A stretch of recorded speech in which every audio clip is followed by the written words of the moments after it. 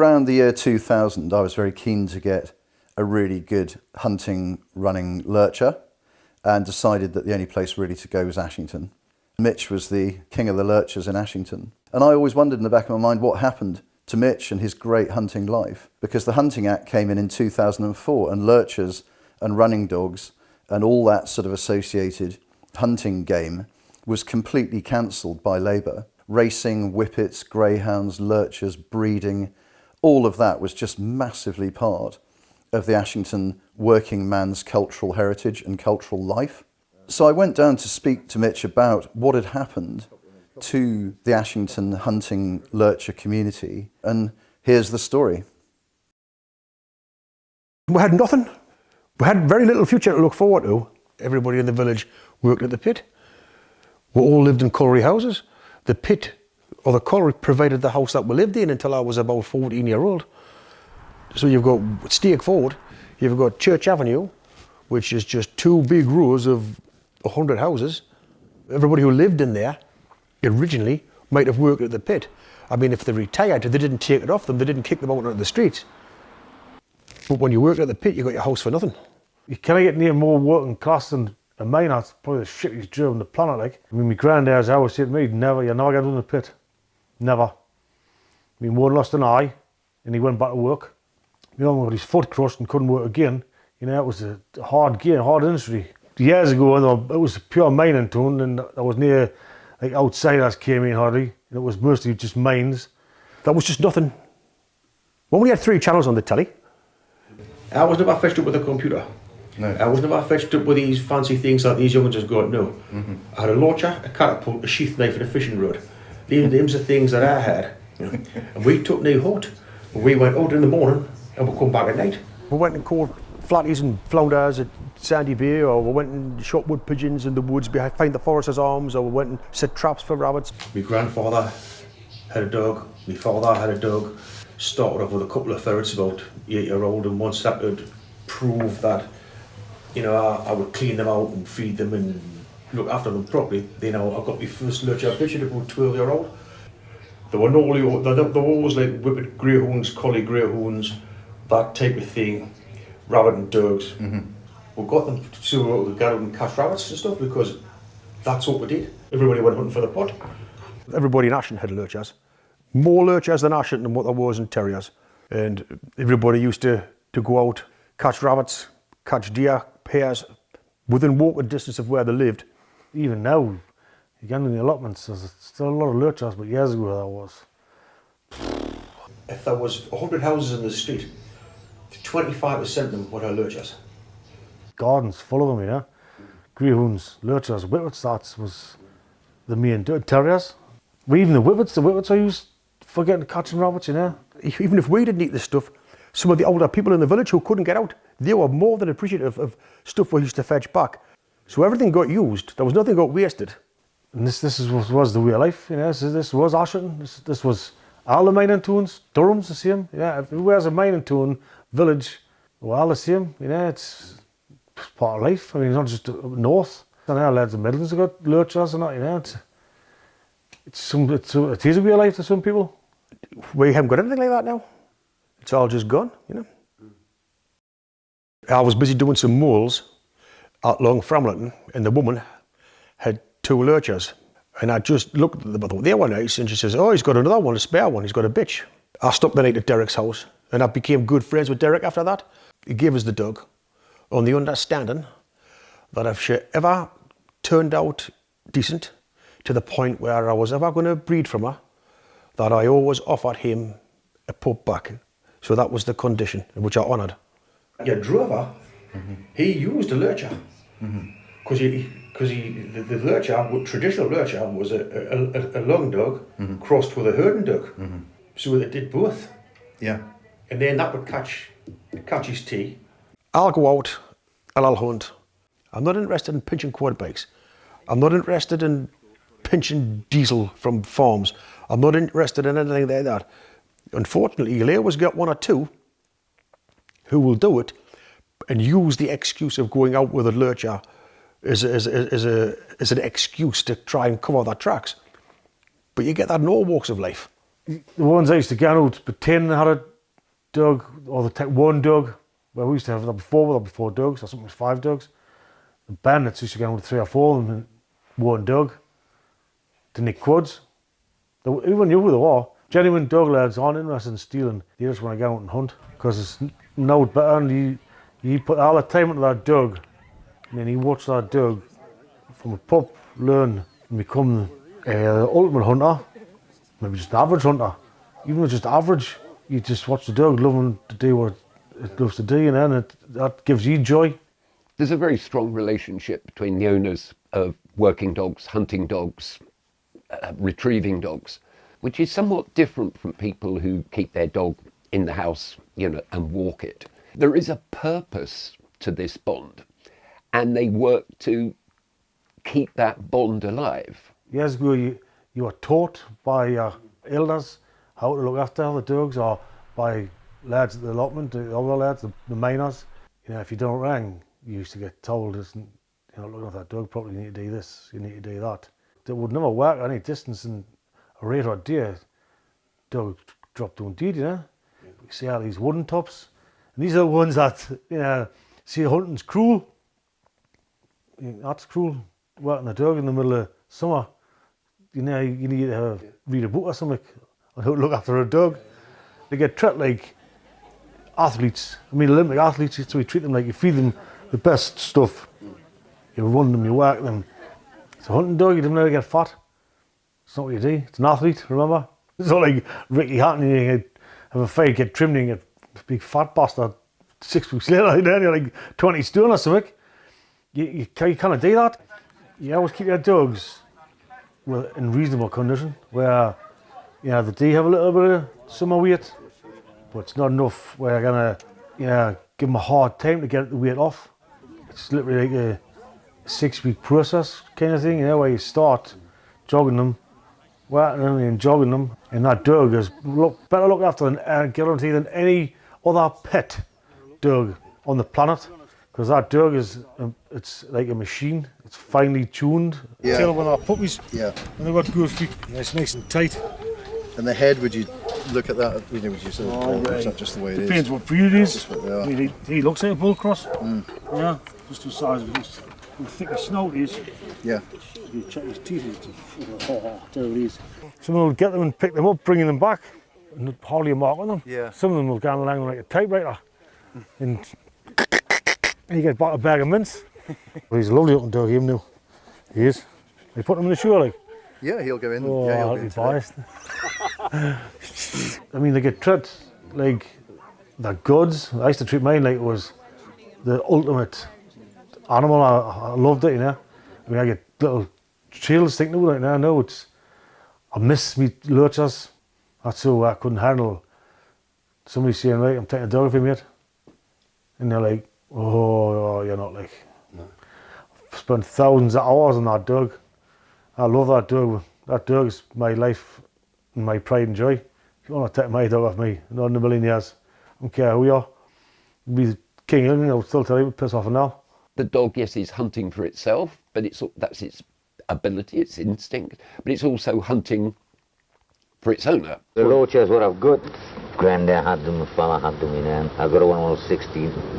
I've had them all the time, Must be in the blood, that's all I say about it, it's just one of them things. Is there a satisfaction that the dog gets, from bringing back that hare or that rabbit? And that's what we've got to understand. It's that tripartite, triple connection. The human, the dog, and the quarry. It was full-time job, Virtually. Because we used to go out 11 o'clock at night and get back in at 5 in the morning. But then when you run them like that, they don't need jogged out, they're fit, that's them at that peak. Keep their sails fit by running them. You just got to not give them too much, because 4 nights a week's a lot. I was out solely for the dog. The night out, that was my life. Couple of hard nights, couple of easy nights, You never used to try and write a dog off. You always treat that dog like it was made of platinum. For me, what's important in hunting is the challenge. If there's no challenge, that's not hunting. When I was in my sort of heyday, in my prime, I would be going out with my lurchers, I would say at least 4 or 5 times a week. On the 17th of the 1st, 2001, Alec, Bob got 4 rabbits, Lucy got 2 rabbits and 2 hares.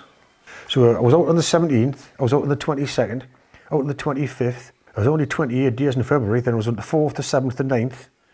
Then the 19th, the 21st, it was all I did. Monday to Saturday was out with the lurchers when I was up at Allendale, because I had permission up there. East Woodbird, where there's another Johnny Scott, who was chairman of the hunt up there. I used to go up his place. And Sir Robert and Robert Rain. I used to go up to Robert Rain's. I had to go at Allendale and course hares. The farm on your was doing it. You're sorting my moles out. I'm happy for you to come up and catch rabbits and catch hares. You can't have the deer because I like to see them, and I would respect that. Once a man gives his word, a man's only as good as his word because that's his bond. And if you haven't got that bond as a man, you're worthless. You can sometimes forget things, but if it's written down in black and white, then you cannot forget anything. And sometimes people exaggerate, and sometimes like 10 rabbits becomes 15 rabbits. Then 6 months later, I remember when I got 20 rabbits. I think if you're going to keep records, you've got to keep right records. If anybody set out, oh, I've got 15 hares in 2 nights, I've got 9 hares one night and 6 hares the next night. If that happened, and it did happen, up in Alec, and it'll be in this book. On the 8th of the 11th, 2001, Alec, 2 rabbits, 4 hares. Lucy, 2 rabbits, 5 hares, 9 hares. Now what did I say before? I got 9 hares one night, didn't I? And then I got 6 the next time I went up. So the next time I went up, no, I didn't get 6.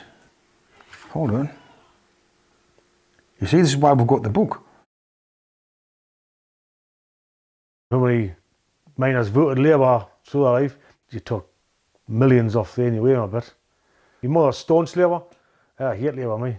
A bunch of turncoats, I can't stand them. I always be Labour around here, I never get a consultation. But maybe I shouldn't mention little MP, because he's actually alright, but people are voting for Labour, that's not Labour. They're not Labour, though. No. They're not Labour at all, they might as well be blue. Nearly everybody who I lived with was either on strike or affected by the strike. Everybody had to feed themselves. Everybody had to keep warm. I mean, everybody went out and tried to catch rabbits or hares or deer, but everything was just eaten. Because a year on strike's a long time. That's how long my father was on strike. Do you know, when you haven't got any money and food's a fortune, you can't do that, especially if that's what you grew up with. And you've got the dogs there to accomplish the task. You can't. But I like eating rabbit and I like eating hare, mate. I like venison and all, but it's not my favourite. But if you're hungry, it doesn't matter what the law says. The other local farmers got the hit because every potato field and turnip field was decimated. If you got the potatoes, you got the turnips, and you can go and buy a tin of corned beef. A tin of corned beef just make 3 meals because it was just all stews and things and whatever went along with it. So everybody was affected by it. Took years to put right. There's still coal-fired power stations, and power stations are still burning stuff. It just doesn't make any sense. From a point of view about the miners, they lost their livelihoods and all the associated community that went with it 40 years ago. 20 years later, they lost the thing that absolutely bonded them together as a community, apart from work, was their hunting. And here we are 20 years after that in 2024, looking at the impacts on that community and its cohesion. They're persecuting the minority. There's not many people hunt with dogs. But yeah, if it was part of my religion, would they stop us in? Because part of my life, really. I do feel I'm being persecuted by Labour, especially, who's supposed to look after the working man. It's not really, is it? They're not looking after the ex-miners. Labour, miners, supposed to be hand in hand. God knows how much the NUM used to give to Labour, knew they're persecuting sons of miners, grandsons of miners, and even miners. There's still lads who work the pit, still alive, who still have dogs. It's all right, because I've got that hunting is in my DNA. My father hunted, my grandfather hunted, and I hunt. My granddad's father, he came from Ireland, an Irish traveller who kept pigs. That type of thing. Taking away these rural pastimes from what I've seen, is people feel something has been ripped out of their lives. It's not that they're prohibited from killing foxes. What they're concerned about is centuries of engagement have been taken away from them by people who they would claim don't understand them. So it's very easy for a city-dwelling ecologist to say, oh, well, I don't like this. I hate hunting. But that's the view from the distance. What is it that they're actually doing? What is the richness of what they're doing? And it's far more than going out and killing animals. Well, I don't know what I would do if they're banded. I've got 4 dogs in the kennels, which need looking after. I've got 3 adult dogs, and I've got a pup coming on. I mean, what if I do? Do I get rid of my dogs? I can't afford to feed them. I can't afford to look after them, you know? Well, what do you think about this move to have it banned? And I think it's a disgrace. You just force it underground. That's all you do. You don't actually stop it happening. You just push it underground so people can't see it. People will still do it, but they'll not do it with their chests out. They'll not do it with their pride. See, my mother, I love it a bit for me to argue about hunting, because she gives us all the cruel shit, and then I'll say, why are you against hunting? And straight away she said exactly what the owl said. Them lot with the red coats, the toffs, the hats and the horses. That's why I didn't like hunting. I went, exactly, but you spoiled it for me and people like me who are working class. There's more working class people who got dogs than it is like packs of hounds.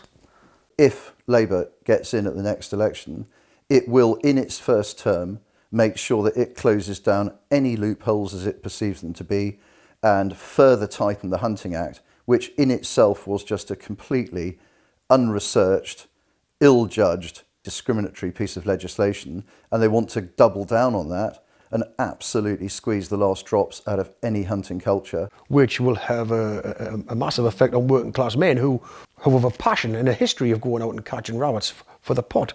I've seen foxes with a mile in front of the dogs and they're not even running. It's like strutting away. It's like, fuck off. You know what I mean? It's not even bothered. And then Tim and see the hounds come by, row, row, row, and I know I'm going to catch that. Not in a million years, you know. The D catch the ones that's not going to get away. And it's cruel that the dogs get them. And we've seen the videos where they pull them in half, but they instantly dead. Do you know if you get pulled in half, you're instantly dead? Dogs just hunt, it's hunting. Same as a lion, a cheetah, anything other, wolf, coyote, whatever. That's going to die much quicker than it would by a pack of wolves or a lone fox or, you know, whatever lone hunter might say.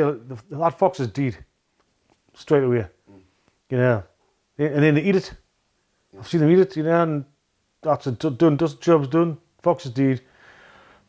Probably an old thing on its last legs. Better than dying slow death, need teeth, starving to death, because that's what'll happen. Yes, people are troubled because animals are killed in the events. But for me as the anthropologist, what surprised me most talking to hunters is that killing is really unimportant to them. There's a Spanish philosopher who said, you do not hunt in order to kill, you kill in order to have hunted. So the kill is the final part. What's important is everything that leads up to that moment. And that is the hunting. That's being in the natural world, pitting your wits against the environment, understanding the environment. So yes, they hope to kill at the end, but that kill is valued only because of the process that brought it about. And what would you say to these people who say it's cruel sport? Well, I think they've got a limited understanding of country life. I don't think they've got much idea, to be honest with you. I get a lurcher, never shoot a thing, and it would chase the first rabbit it's seen. Without me even teaching it, it's in their nature. I mean, I've seen people with chihuahuas killing mice. Do you know what I mean? And you wouldn't think it. At least you got a lurcher, you can sit on a hare, rabbit, deer, fox. Sometimes you get some dogs got a knack of killing them, you know, grab them by the throat. You get there, it'll be dead. Otherwise you get there, you put it with its misery. Yeah, so the human factor comes in where it's more humane than watching a lion eat a wildebeest from the inside out, but it's still kind of kicking. The death of whatever they kill it's not a quick death. People say it's quick. It's not really. You can see some of the wildlife on telly getting eaten from the inside out. It's still blinking. Where humans there, you put it out of its misery quick as possible. You know, I don't want to see an out suffer. I want a quick, clean kill, end of. Maybe bag, ready for the pot, ready for the pie, whatever. Hunting is a problem for people because it involves deep engagement. So one of these notions of go out there, see it, don't do anything. That's treating the countryside as a landscape. And countryside is not a landscape as in a painting. We talk about a beautiful landscape, but the landscape is worked land, created by farmers. It's being created by wildlife managers. So that is a lived environment. And day trippers, tourists who drive out to the New Forest near me, park and have a wander around, there's no engagement there. It doesn't even make any sense. To me, it doesn't. I just didn't get it. It wouldn't be better if I had a viable excuse. Just saying it's cruel is bullshit, because is it not? Is nature's cruel? That's the case.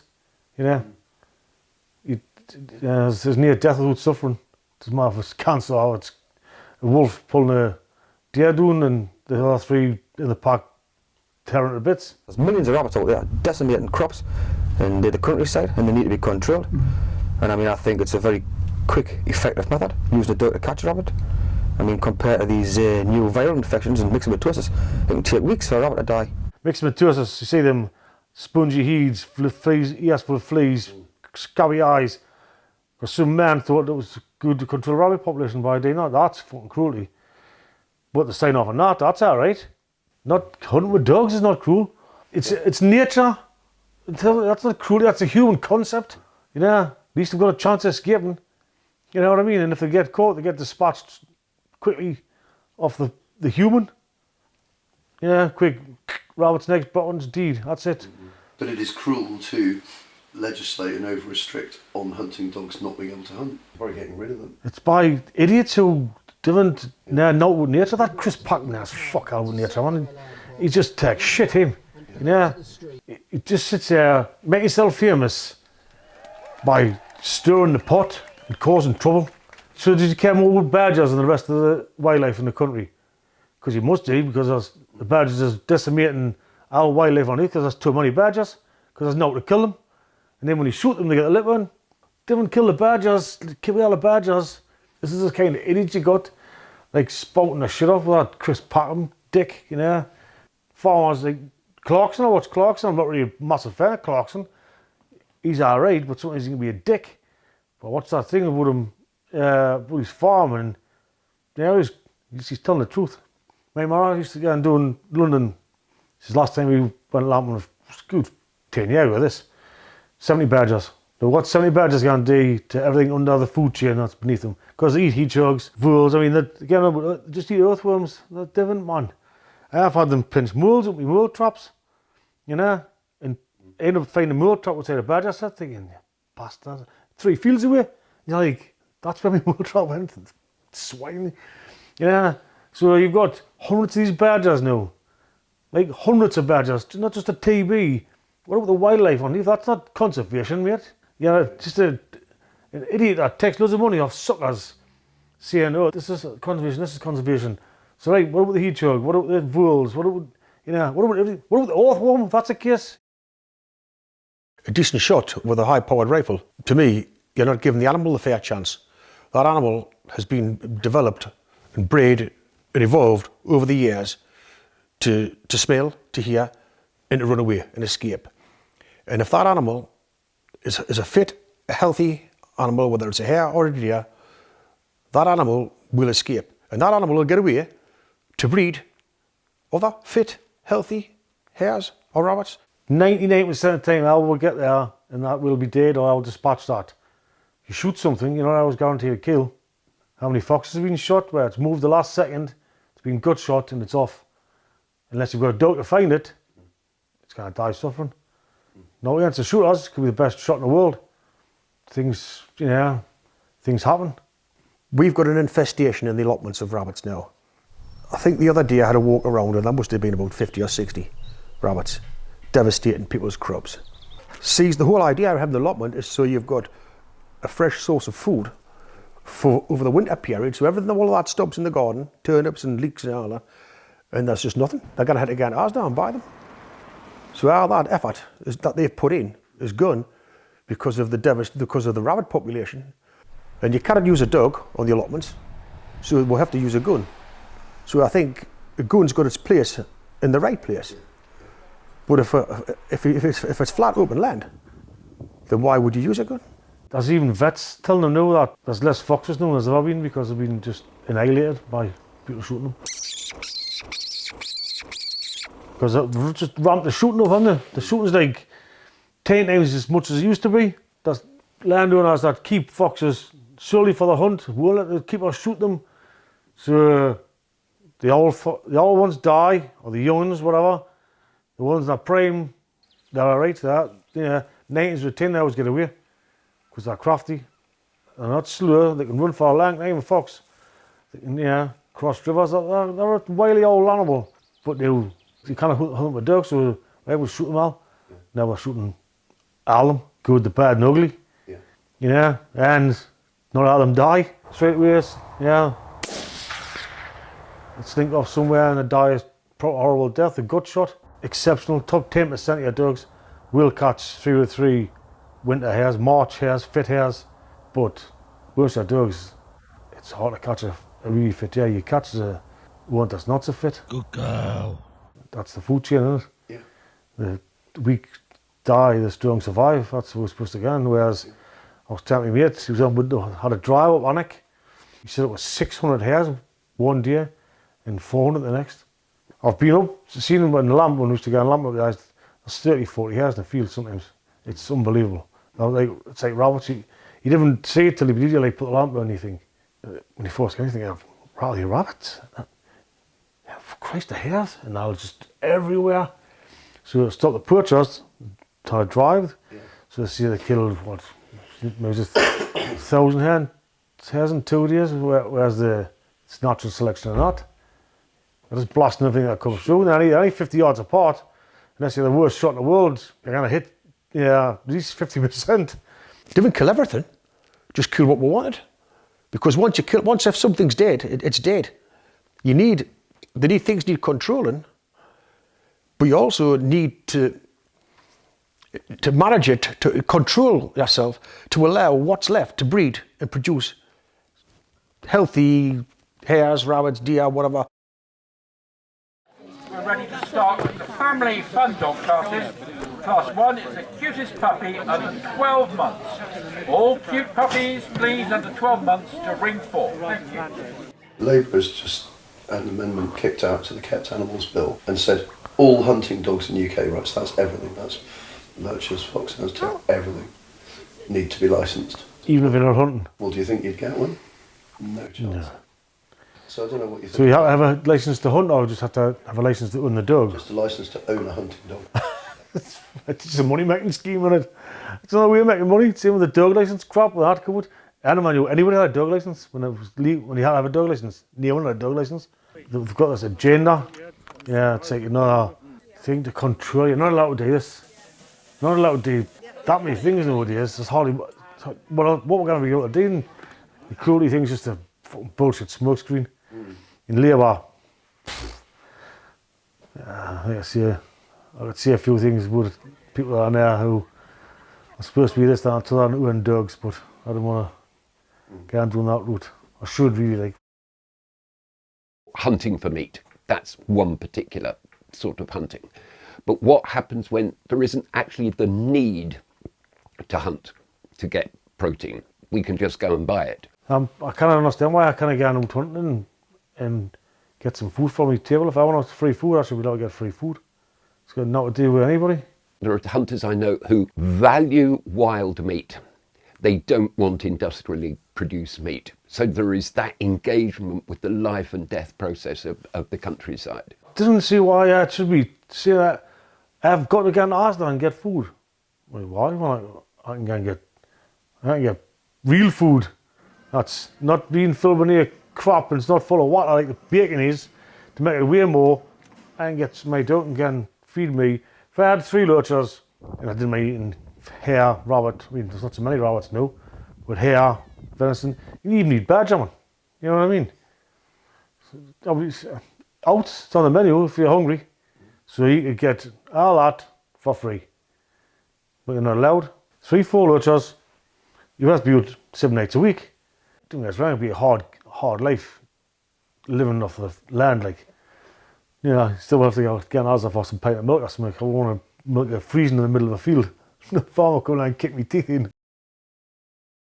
In every country on earth, hunting is celebrated as an intrinsic part of the cultural heritage of those people, and ritual and custom and tradition and communities build round that hunting culture.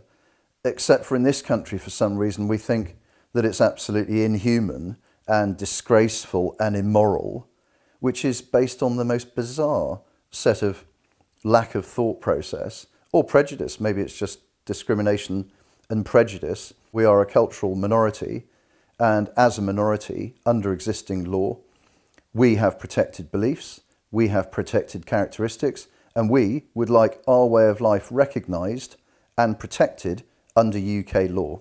The cry, oh, it's a sport. It's only classed as a sport because somebody thought, oh, it's a sport.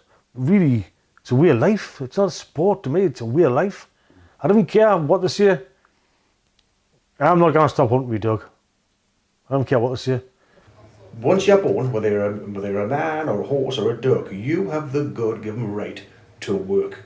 And what anybody says, you've got the God-given right to work. And I've got the God-given right to go out and hunt. That's the way I see it. With a dog that has the right to work for me and have a partnership with me. I should have the God-given right to go out and hunt. Whether it's stand on them rock edges out there catching cod, or whether it's gone out with my daughter or my son ferreting, or whether it's going with mates with the lurchers. That's my son there, He used to take Bobby and I would take Lucy and we'd just go up to Allendale. We had the permission of the different farmers out there. This is a sort of testament, you and your dogs and the way of hunting life. How do you view that tradition carrying on? Well, unless there's a change in the law, I can't see it happening.